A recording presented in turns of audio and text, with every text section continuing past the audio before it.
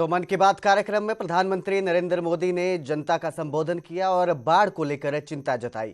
अब आगे बढ़ेंगे, बात करेंगे कुरुक्षेत्र की, जहां मारकंडा नदी एक बार फिर खतरे के निशान पर है। शाहबाद में नदी का बहाव 25,400 क्यूसेक पहुंच गया है। कठवा गांव में पानी घुस चुका है, खेत और सड़कें डूब चुकी है। गांव की गलियों में घुटनों तक पानी जमा हुआ है। गुमटी, पट्टी, जामड़ा, मुगल माजरा में प्रशासन अलर्ट है। इसके साथ ही मलकपुर, कलसाना और तंगोर गांवों को भी खतरा बना हुआ है। हिमाचल की बारिश से नदी का जलस्तर बढ़ा है। काला अंब में पानी घटा है, लेकिन असर अभी भी इसका जारी है। इस सीजन में 15वीं बार उफान पर मारकंडा नदी है। पिछले हफ्ते भी कई गांवों में मारकंडा नदी का पानी घुसा था। कुरुक्षेत्र में 13,000 एकड़ फसल प्रभावित हुई थी। शाहबाद के 55 गांव में 50% तक फसल जो है वो डूब चुकी है। तो मारकंडा नदी उफान पर है और खतरा बना हुआ है। गांव में पानी घुस रहा है और कई इलाके जलमग्न हो चुके हैं।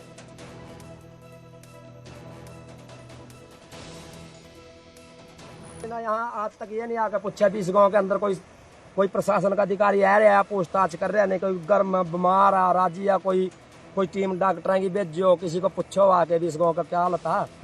प्रशासन तो सिर्फ वोटा के टाइम पे आवागा, वोटा के टाइम पे ही आके चले जाएगा बस। हाँ जी, जैक किया जी। अब सामान लेके आए? हाँ जी, घर का सामान लेकर आए। कलसाने से लाना पड़ता है, गाँव में भी सामान खत्म है दुकानों पे।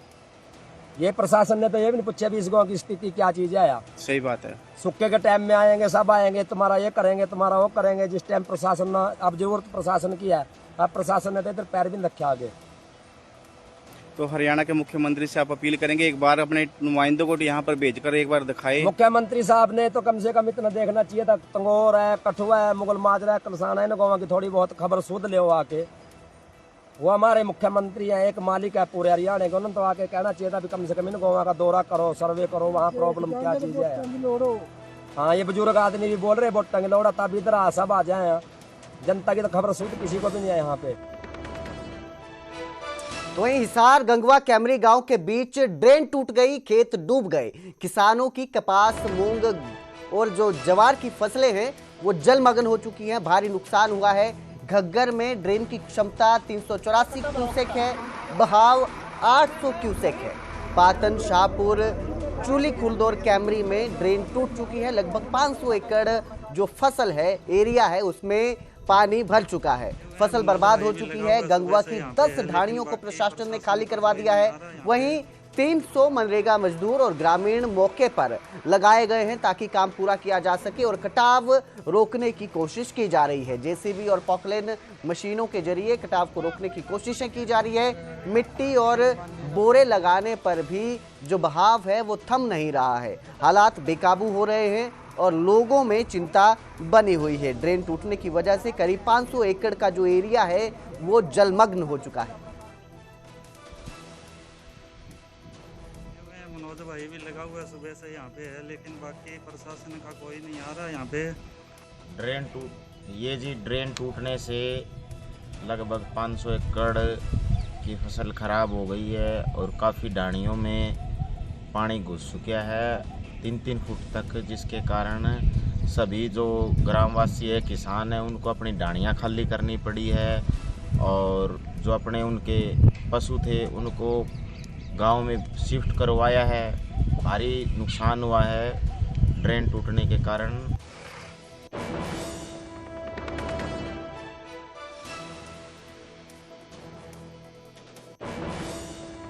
तो वहीं फरीदाबाद में भी बरसात के बाद यमुना का जलस्तर बढ़ चुका है। निचले इलाकों में यमुना का पानी खेतों में घुसना शुरू हो गया है। कई जगह खेतों में पानी घुस चुका है। आलम यह है कि पूरा इलाका जलमग्न नजर आ रहा है। कुछ ही देर में तस्वीरें आपकी स्क्रीन पर होंगी, आप देख सकते हैं कि किस कदर जो जलस्तर है वो बढ़ा हुआ है। जलस्तर बढ़ने के बाद कई खेत जलमग्न हो चुके हैं। लोगों के घरों में पानी पहुंचने की संभावना है। आसपास के जो इलाके हैं वहां पर पानी पहुंच चुका है। तो इसके बाद गांव के लोगों में भी दहशत का माहौल है, डर पैदा हो रहा है। लोगों को चिंता सताने लगी है। फसलें खराब हो रही है। जलस्तर बढ़ने की वजह से नदियां उफान पर हैं। लगातार हो रही बारिश की वजह से नदियों का पानी जो है वो बढ़ता जा रहा है, जिससे नदी किनारे जो लोग बसे हैं उनमें खतरा उनके लिए खतरा बढ़ चुका है। लोगों में डर देखने को मिल रहा है। अगर ये पानी और बढ़ता है तो उनके घर डूब जाएंगे, घर के साथ ही जो सामान है वो भी डूब जाएगा। ऐसे में लोग जो हैं पानी बढ़ता देखकर घरों से पलायन करने को भी मजबूर नजर आते हैं। इस खबर पर ज्यादा खबर के लिए मेरे सहयोगी अनिल राठी हमारे साथ जुड़े हैं ज्यादा जानकारी के लिए। जी अनिल, किस तरह के हालात हैं, जिस तरह से जलस्तर बढ़ रहा है बारिश के बाद, आसपास के इलाकों में किस तरह का माहौल देखने को मिल रहा है? जी बिल्कुल कुलदीप, देखिए जिस तरीके से पहाड़ी इलाकों में जो है वो लगातार बारिश जो है वो हो रही है, इसके पश्चात लगातार तमाम नदियों की बात करी जाए तो उनका जो है वो जलस्तर बढ़ता जा रहा है। फरीदाबाद से होकर गुजरने वाली यमुना नदी भी जो है वो फरीदाबाद से गुजरती है और इसका भी लगातार जो है वो हथनीकुंड बैराज से कई लाख क्यूसेक जो पानी छोड़ा गया है उसके पश्चात जो है वो जलस्तर बढ़ गया है। बात करी जाए कई इलाके हैं, चाहे बसंतपुर इलाका है, बसंतपुर से निचला इलाका तो कई घरों में जो है वहां पे पानी घुस गया है। लेकिन अब जिस तरीके से चीरसी गांव में भी लगभग 198 मीटर अंदर जो है वो पानी का बहाव जो है वो होता हुआ वापस दोबारा से जो है जमुना में मिला, जिसके चलते कि कई एकड़ फसल जो है वो वहां पे खड़ी थी जो किसानों की वो खराब हो गई है। हालांकि इस पूरी घटना के बाद जो है कि स्वास्थ्य जो प्रशासन है, जिला प्रशासन है और सिंचाई विभाग है वो पूरे तरीके से अलर्ट मोड पर है, ताकि पानी जो है वो आगे बंधा लगाया गया है, उसको बाकायदा रोका गया है, वापस डाइवर्ट जो है वो जमुना की तरफ किया गया है। अगर ये पानी जो है वो आगे की ओर ज्यादा निकल जाता कुलदीप तो कहीं ना कहीं कह सकते हैं कि ग्रामीण क्षेत्रों के अंदर भी जो है वो गांव के जो घर हैं उनके अंदर भी पानी घुस सकता था। लेकिन फिलहाल स्थिति जो है वो नियंत्रण में कह सकते हैं, लेकिन कई एकड़ फसल जरूर जो है वो इस दौरान जो है वो किसानों की खराब होती दिखाई दे रही है। जी बहुत बहुत शुक्रिया इस तमाम जानकारी के लिए अनिल। तो अब लोगों में खतरा जो है, लोगों के लिए खतरा बढ़ रहा है, जिस तरह से जलस्तर बढ़ रहा है, अगर और बढ़ता है तो जो स्थिति है वो और गंभीर हो सकती है।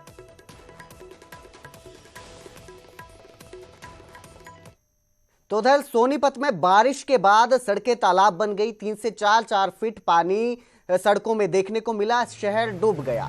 कुदरत के सामने आम इंसान बेबस नजर आ रहा है। बारिश से शहर में आमजन की बड़ी मुश्किलें बढ़ चुकी हैं। 2 पहिया वाहन वाले अपने वाहनों को घसीटते नजर आ रहे हैं। वाहन चालकों को भी भारी परेशानी का सामना करना पड़ रहा है। जलमग्न इलाकों में जिंदगी अस्त व्यस्त हो चुकी है। तस्वीरें आपकी स्क्रीन पर हैं, आप देख सकते हैं कि किस कदर पानी भर चुका है, सड़कें जलमग्न हो चुकी हैं और जो इनमें गुजरने वाले राहगीर हैं, चाहे वो 2 पहिया सवार हों या आप गाड़ी पे जा रहे हों, सभी को भारी परेशानी का सामना करना पड़ रहा है।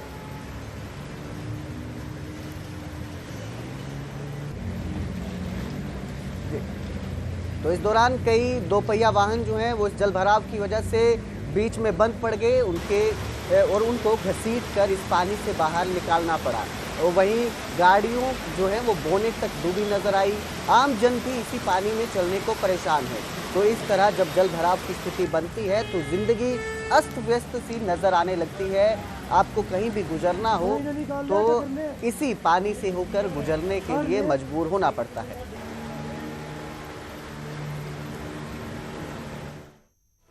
तीन सितंबर से शुरू होनी थी खेड़ा वतन पंजाब दियां, लेकिन पंजाब बाढ़ की मौजूदा स्थिति को देखते हुए ये फैसला लिया गया कि पंजाब सरकार ने खेड़ा वतन पंजाब दियां को स्थगित कर दिया है। खेड़ा वतन पंजाब दियां स्थगित कर दी गई है। आपको बता दें कि 3 सितंबर से ये शुरू होने वाली थी।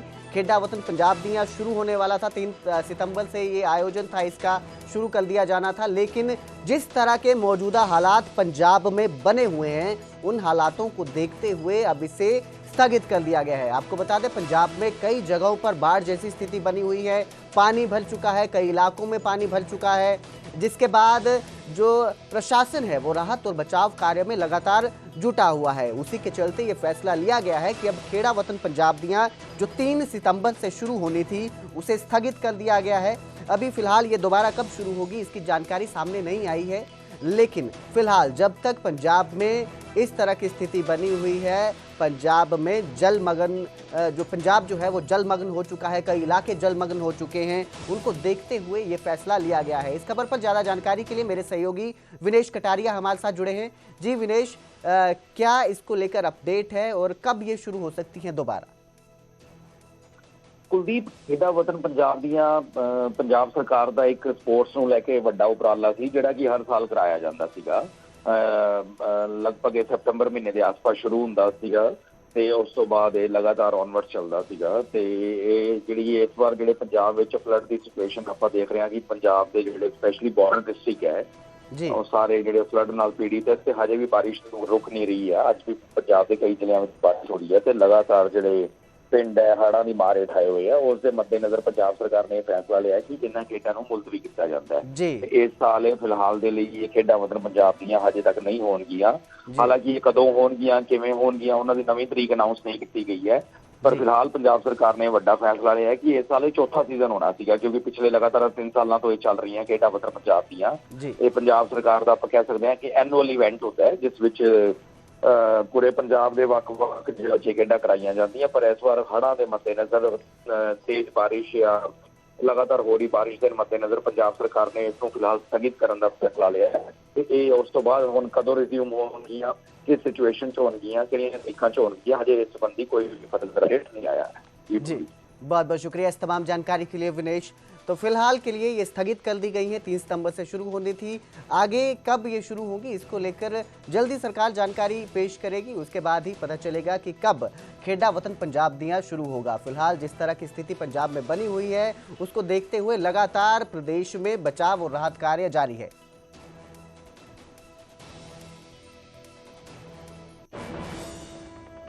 हरियाणवी एक्ट्रेस ने भोजपुरी इंडस्ट्री को छोड़ दिया। भोजपुरी जो फिल्म इंडस्ट्री है उसको छोड़ा गया है।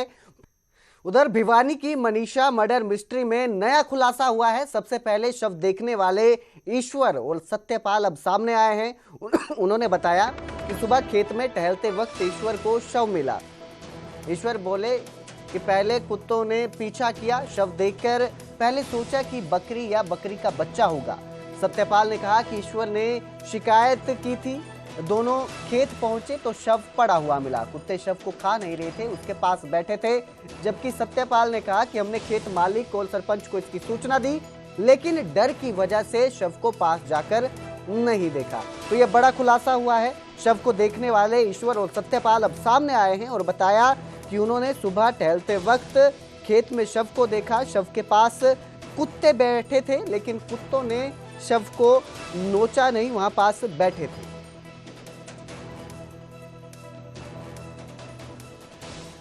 ये घटना जी 13 तारीख की है। सुबह मैं घूमने के लिए खेत में गया था तो तब मैं खेत में गया तो मैं आधा किलोमीटर मतलब कुत्ते थे वहाँ। कुत्तों से डरकर मैं आधा किलोमीटर उल्टा हटके ने बाज लिया। जोड़ी के पास एक पुल है, वहाँ आकर मैं एक भाई को फ़ोन किया। वो भाई ने बुलायो, उस भाई ने मैं ये कही भाई ये बकरी बच्चे यहाँ ना भगाए कर तू। और पास वो भाई ने बोला भाई ऐसा तो कोई वो नहीं। पास वो आने बाद में हमें वहाँ डेड बॉडी के पास गए। उस दौरान क्या देखा आपने? वहाँ गए जब जी कुत्ते उसके आसपास हंड रहे थे भाई मतलब घूम रहे थे और वो वहीं पड़ी थी। मैंने मेरे मालिक के पास फ़ोन किया, मेरे मालिक ने सरपंच के पास फ़ोन किया संजीत कुमार के पास। फिर वो आए, जब तक मैं वहीं था। तो वहीं हरियाणा गवर्नर असीम कुमार घोष गुरुद्वारा नाडा साहिब में नतमस्तक हुए। गुरुद्वारा साहिब में माथा टेककर आशीर्वाद लिया। पंचकुला के सेक्टर 1 स्थित मदर टेरेसा साकेत हॉस्पिटल में भी गवर्नर जाएंगे, वहां का भी जायजा लेंगे, दौरा करेंगे। तो लेकिन इससे पहले आज नाडा साहिब पहुंचे और माथा टेककर आशीर्वाद लिया।